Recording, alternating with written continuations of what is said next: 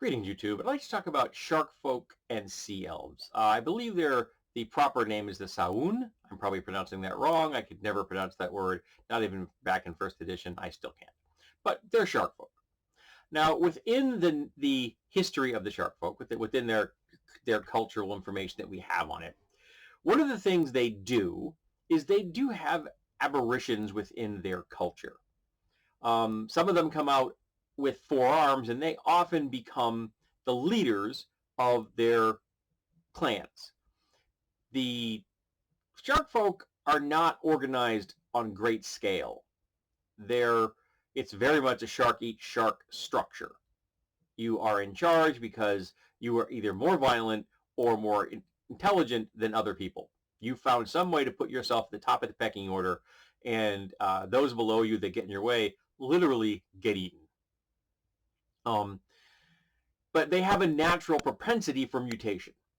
And one of the things they said is that every once in a while, a Sharkfolk offspring will look like a sea elf.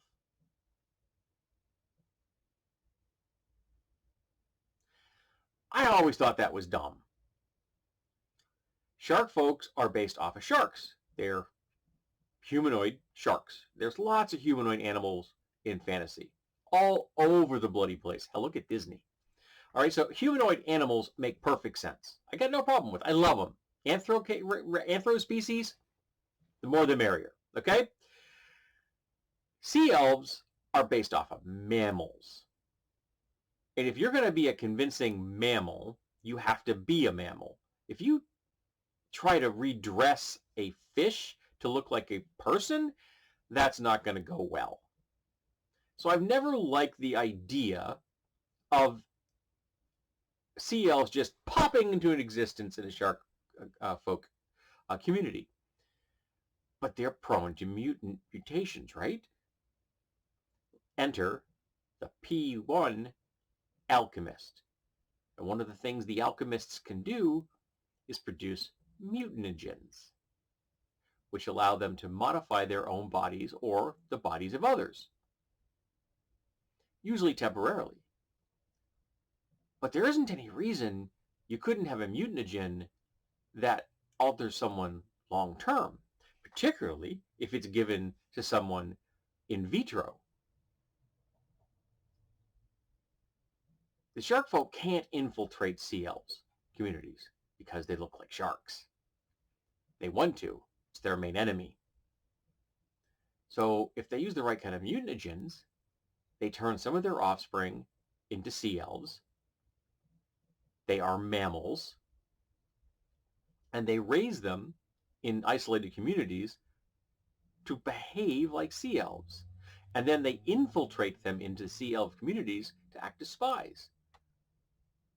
Agents provocateurs, saboteurs. The possibilities are endless. Now, if you do that, what happens if your sleeper agent begins to sympathize with the enemy? What if they come to really like the sea elf community? Because remember, the shark folk, shark eat shark, violent, small scale clans, warlords, that kind of thing.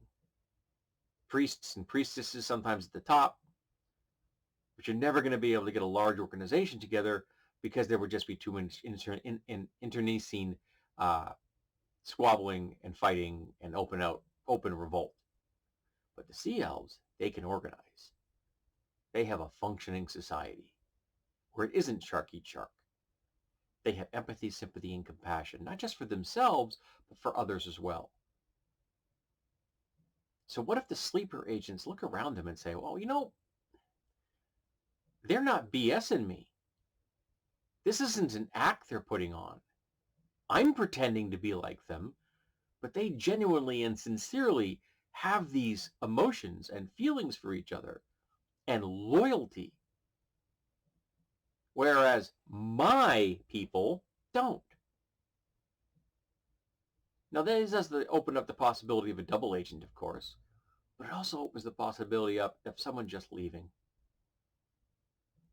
The problem, of course, is that Sharkfolk could probably smell them and know they aren't actually sea elves. They look like sea elves, but they've got some of that Sharkfolk genetic material still kicking around inside them. And that could cause complications. Interesting complications, storyline generating complications, but complications nonetheless. And there isn't any reason the Sharkfolks would just have to stop at sea elves. They could create any kind of aquatic species that they are in competition with for the same purposes. Tritons, merfolk, they could do these things. And in case of the Tritons and the merfolk, it'd be a lot easier because they're less, mammalian than our sea elves. I like this idea. I like the whole idea that the shark folks have fairly plastic genetics. So even under normal circumstances, without any outside influence, they sometimes just sprout mutations, most of which probably don't make it, but some of them become four-armed monstrosities that take over. I don't like the idea of sea elf just popping out of a shark. That just seems a little far-fetched, even in a world with 9th level spells and dragons. So let's talk about plastic shark folks and sea elves. And are you okay with the really kind of strange they pop out of nowhere aspect of the species? Or do you think that my idea of them doing it deliberately to create infiltrators for others is viable? And if they do infiltrate other species, what happens if their loyalties switch to their new culture? Because their new culture is frankly a whole hell of a lot nicer than their old one. All right, so let's talk about shark folk and sea elves, because I think this is kind of interesting.